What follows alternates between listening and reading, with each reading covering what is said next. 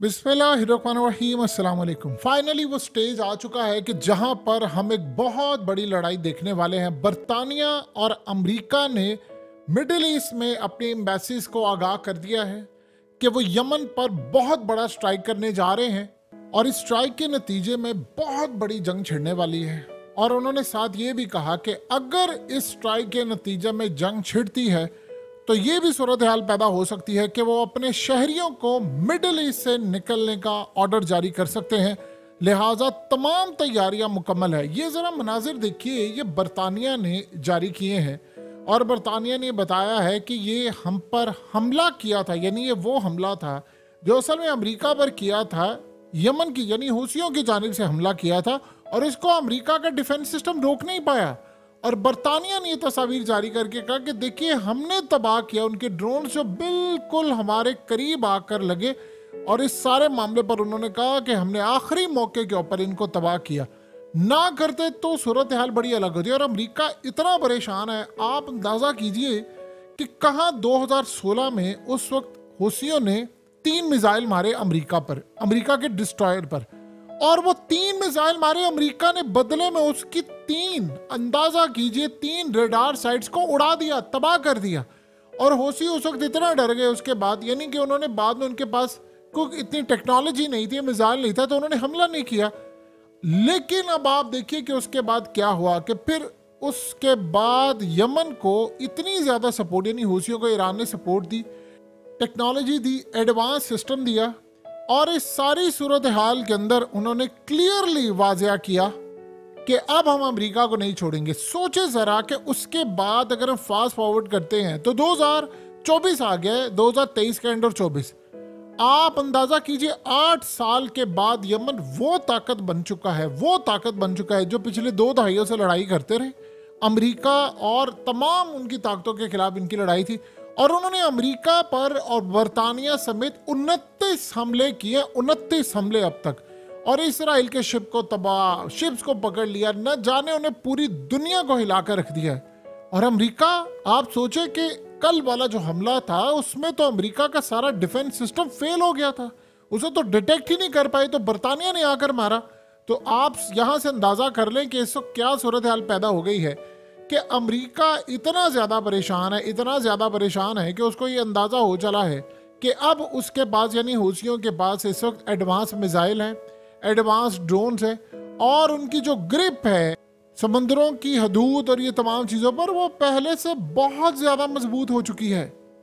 देखिए 2016 में यमन ने बहुत ज़्यादा लेसन सीखे थे, बहुत ही ज़्यादा लेसन सीखे थे। अब सूरत हाल ये है कि इस वक्त यूएस का मामला बड़ा डिफरेंट है। अब उन्होंने अमेरिका से बदला लेना है और इस वक्त ईरान ने उनको दी है, बहुत ज़्यादा टेक्नोलॉजी सप्लाई की हुई है।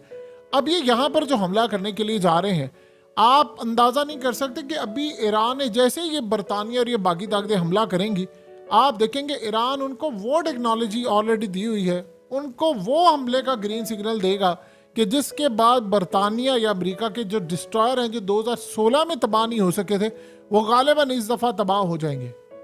देखिए इस दफ़ा उनके पास तजर्बा बहुत ज़्यादा है और उन्होंने माजी की अपनी गलतियों से बहुत सारी चीज़ें देखी। उनकी जो स्ट्रेटजी है उन्होंने इस दफ़ा ऐसी बनाई थी कि स्टार्ट से ही अमेरिका को अंदाज़ा हो गया, क्योंकि ये जो बड़ी बड़ी शिपिंग कंपनीज हैं इन्होंने आकर बताया है कि हमने हर तरह का हरबाज इस्तेमाल कर लिया, अमेरिका ने कर लिया, लेकिन हम इसको रोक नहीं पाए।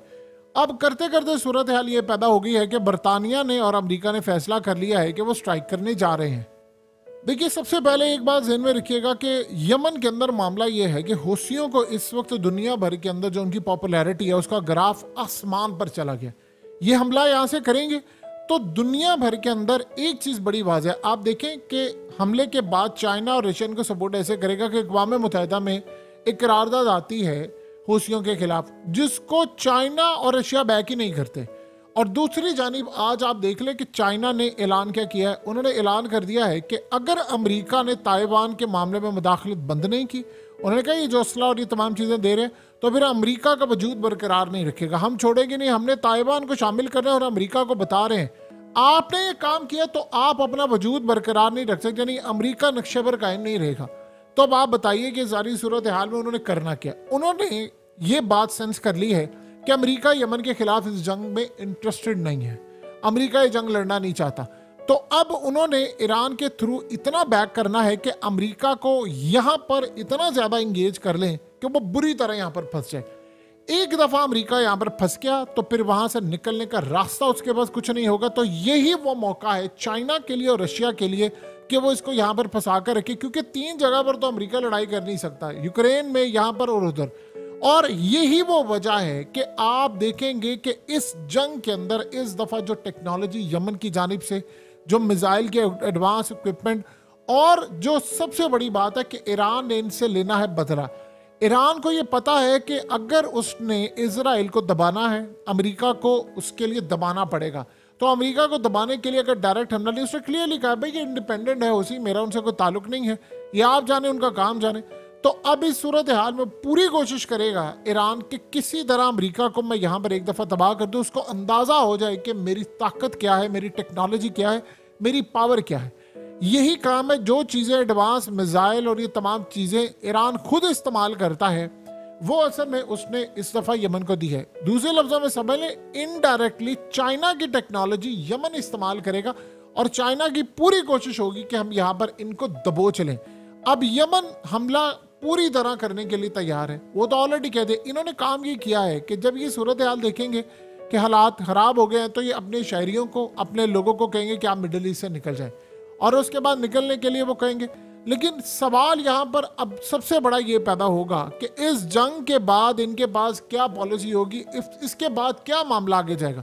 इनके पास कोई पोजीशन नहीं है, इनको ये भी नहीं पता अभी तक कि यमन के पास मजीद क्या क्या चीज़ें हैं जो उन्होंने लॉन्च करें। देखिए अभी तक तो यमन के लोग आते हैं, वो वन साइडेड ऑपरेशन करते हैं, ड्रोन बॉट्स आ गए, मिसाइल आ गए, उनके ड्रोन आ गए, ये चीज़ें वो मारे हैं।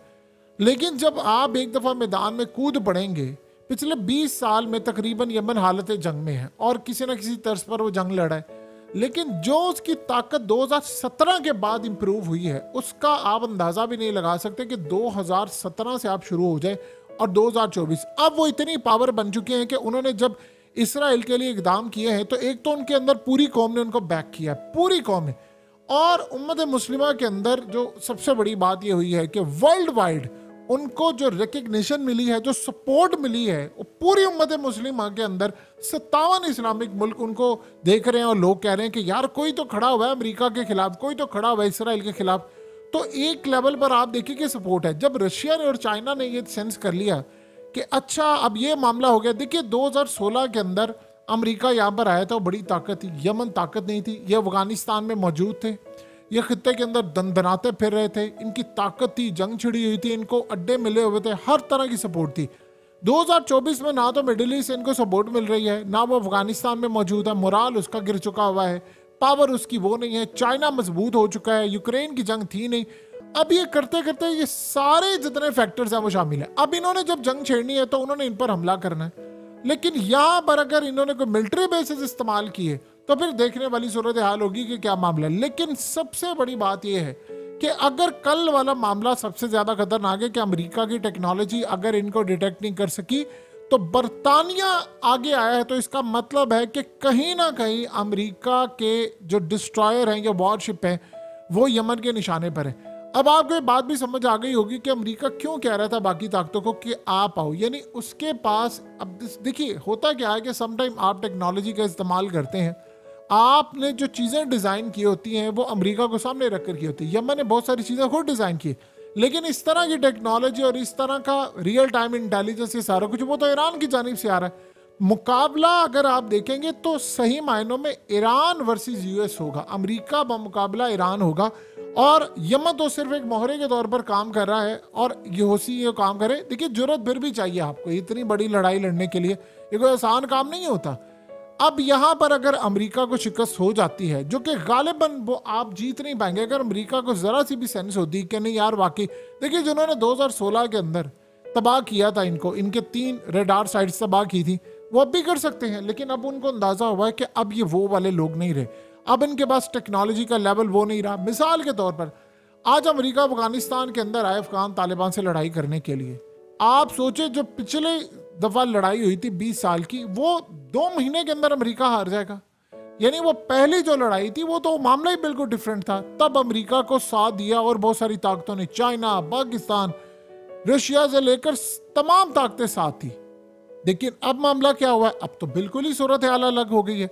अमेरिका के वैल्यू नहीं रही। चाइना ने पूरी कोशिश कर रही है कि अमेरिका का यहां पर कब्रिस्तान बन जाए। आज ये जंग छेड़ते हैं तो ये आप देखिएगा ये फैलती जाएगी। लेकिन अगर पहली साइड पर मिसाल के तौर पर ये जो हमास वाली सूरत हाल हुई है, पहले स्ट्राइक करेगा अमेरिका और ये बाकी ताकतें, अगर इन्होंने किया तो वो फिर हमला शुरू कर देंगे। लेकिन अमेरिका को खतरा ये है कि जिस तरह हमास के साथ इसराइल यहाँ पर फंस गया है, हम यहाँ पर अगर फंस जाते हैं तो इनके पास ड्रोन्स बहुत ज्यादा है, बॉट्स बहुत ज्यादा हैं, तो जो मिसाइल हमने यूक्रेन में देने थे वो सारे के सारे यहाँ पर कंज्यूम हो जाते। देखिए आज तो बरतानिया ने इनके ड्रोन्स और ये मिसाइल आए थे उनको रोक लिया, लेकिन अगर वो भी रोकने में नाकाम रहे देन व्हाट नेक्स्ट, क्या होगा। और याद रखिएगा इस दफा इस जंग को हमेशा की तरह दुनिया बैक नहीं करे। यानी आप ये देखें कि अमेरिका, इसका मतलब है इसराइल की मदद के लिए आए, यूरोप पूरे का पूरा सड़कों पर लोग निकले हुए हैं और वो इसराइल के खिलाफ है। अमेरिका के अंदर लोग निकले हुए हैं, वो इसराइल के खिलाफ है। और ये जंग यमन वाली जो है ये बड़ी लंबी चलनी है। ये अमेरिका यहाँ पर नहीं बच सकता। बरतानिया चाहे वो जो मर्जी का ले, उन पर इतना प्रेशर है। आफ्टर ऑल करते करते इसराइल ने इनको जंग में धकेल ही दिया। तो जब अब ये लड़ाई के लिए अगले लेवल पर जाएंगे तो इनके शिप्स को उन्होंने निशाना बनाना ही बनाना है। उनके शिप्स को निशाना बनाएंगे। हो सकता है ईएमपी टेक्नोलॉजी का भी यहाँ पर इस्तेमाल हो जाए, जहां पर इनका पूरे का पूरा कम्युनिकेशन जैम हो जाए। अगर यमन ने इस दफा ये टेक्नोलॉजी का इस्तेमाल कर लिया, जो शायद गालिबन हो सकता है हम अगले नेक्स्ट फेज पर जाकर देखें, वो कर लिया, तो बस फिर आप ये समझ लीजिएगा कि अमेरिका को फिर तबाही से कोई बचा नहीं सकता। क्योंकि आप जितनी मर्जी कोशिश कर ले, आप इस जंग को नहीं जी सकते। तो आने वाले वक्त के अंदर हालात मुकम्मल तौर पर इंडिकेट कर रहे हैं कि चीज़ें इनके कंट्रोल से बाहर चली गई हैं। और अमेरिका के पास एक लास्ट सूरत हाल ये है कि वो कितनी देर तक यहाँ पर रहता है, ये भी एक अलग बात है। क्योंकि बरतानिया के अंदर भी लोग सड़कों पर निकलने वाले हैं, ऑलरेडी वो निकले हुए हैं। वो कह रहे हैं कि जब आप इसराइल का साथ ना दें तो जितनी मर्जी आप कोशिश कर लें, आप इसराइल का साथ ज़्यादा देर तक दे नहीं सकते। यमन अकेले ने अगर इस दफा ये जंग जीत ली, देखिए अफगानिस्तान के अंदर अफगान तालिबान ने जंग जीती थी। स्टार्ट के अंदर उन्होंने लड़ाई शुरू की थी, लेकिन आहिस्ता आहिस्ता उनको बैक करना शुरू कर दिया था बहुत सारी ताकतों ने। और उन्होंने कुछ असला दिया, कुछ फलाना दिया, और करते करते उन्होंने अमेरिका को यहां से निकाल दिया। यहां पर अमेरिका 20 साल नहीं टिक सकता, ये कोई किसी गलत फहमी में ना रहे। दुनिया पूछ रही है अमेरिका से कि भाई आप जो ये काम करें तो आप जाकर इसराइल को रोक ले, वो उनसे रोका नहीं जा रहा। अब अमेरिका ने प्लान ये किया हुआ है कि उनका जो एक मिसाइल है वो 1 अरब रुपए के करीब होगा, जो उन्होंने यहाँ पर इस्तेमाल करना है। तो उनकी पूरी कोशिश है कि हम कम से कम मिसाइल यहाँ पर लगाएं या इसको इस्तेमाल करें। अब अगर यहाँ पर ये इंगेज हो गया तो आपको नजर आएगा कि यूक्रेन वाली जो साइट है वहां पर रशिया ऑपरेशन मुकम्मल तौर पर तेज कर देगा। और रशिया ये चाहेगा किसी भी तरह कि अगर जब अमेरिका की यहाँ पे लड़ाई होती है तो वो यमन को इतना बैक करें कि वो तेजी से हमले करे, यानी अमेरिका के किसी डिस्ट्रॉयर को वो नुकसान पहुंचा दे। जब अमेरिका की जो शिप्स हैं वो तबाह हो जाएंगे, उनको नुकसान पहुंच जाएगा, तो देन व्हाट नेक्स्ट, अगली सूरत हाल क्या होगी। अगली सूरत हाल ये होगी कि अमेरिका फिर ज्यादा फोर्स के साथ यहाँ पर हमला करेगा। उसका यूक्रेन वाला जो मामला है वो ठंडा बढ़ के यहाँ पर आ जाएगा। और चाइना की कोशिश होगी कि अगर यहाँ पर ही अमेरिका को हम ठंडा कर देते हैं तो अमेरिका फिर ताइवान वाली साइड पर नहीं आएगा। तो ये खाली अब आप यमन वाली जंग ना इसको समझे, ये बरतानिया को बड़ा जोश चढ़ा हुआ है। देखिए उन्होंने कल हमला नाकाम बनाया, इसमें कोई दो राय नहीं है, लेकिन हमला नाकाम होना ये होता रहता है। यानी जाहिर सी बात है आपका डिफेंस सिस्टम लगा। क्या इसराइल ने बहुत सारे जो रॉकेट मारे थे हमास ने वो तबाह नहीं किए? क्या उसके बाद उनका आयरन डोम तबाह नहीं कर दिया हिजबुल्लाह ने? क्या उसके बाद उन्होंने जो एयरफोर्स की सबसे अहम तरीन मिलिट्री बेस थी उसको नहीं उड़ा दिया? तो ये लड़ाई भी होती रहती है, ये मामला भी खराब होते रहते हैं, लेकिन फाइनल मोमेंट्स ये होती है कि करते करते आपकी सूरत हाल इतनी ज़्यादा ख़राब हो जाए कि आप अपने सारे स्टॉक, सारा पैसा, सारी चीज़ें यहाँ पर कंज्यूम कर ले और आप इस जंग में ना आगे बढ़ सके। अमेरिका ये जंग नहीं लड़ना चाहता, अमेरिका को ज़बरदस्ती धकेला जा रहा है। जिस जंग के अंदर अमेरिका ने आज तक कोई फेवर सिचुएशन अपने लिए नहीं ली, तो बताइए वो जंग जहां पर वो लड़ना ही नहीं चाहता वहां से वो कैसे सिचुएशन ले सकेगा। मिडिल ईस्ट को छोड़े पूरे खित्ते के अंदर ये बात मशहूर हो चुकी हुई है या पूरी दुनिया में कि जिस जंग में अमेरिका कूदा है वहां पर अमेरिका की नाकामी ही नाकामी है। आप पिछले काफी साल उठाकर देख लें, अमेरिका ने अभी तक जिस जंग में वो डायरेक्टली आया है वो कोई जंग उसने जीती नहीं है। एंड के ऊपर होता ये है कि बातचीत से जंग खत्म होनी है। सो लिहाजा इस दफ़ा अमेरिका अकेला है, बरतानिया को शौक तो बड़ा चढ़ा हुआ है। आप देखें बरतानिया के शिप्स को भी कैसे वो तबाह करते हैं।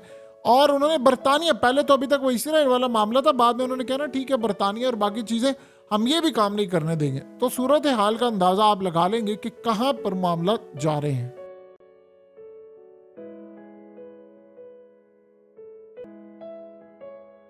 हकीकत टीवी को सब्सक्राइब करना मत भूलें, वीडियो को लाइक करें, शेयर करें और कमेंट सेक्शन में अपनी राय का इजहार ज़रूर करें।